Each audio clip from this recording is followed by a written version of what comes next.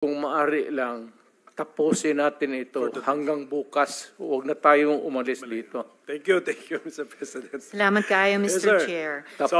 Tapusin talaga natin ito. Tapusin natin ito dito ngayon. Huwag tayong umalis dito hanggang umaga. Umabot man tayo hanggang umaga bukas.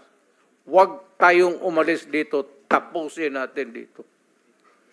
Okay, Mr. President, we are prioritizing the questions directed to you. Sige. Senator Ontiveros.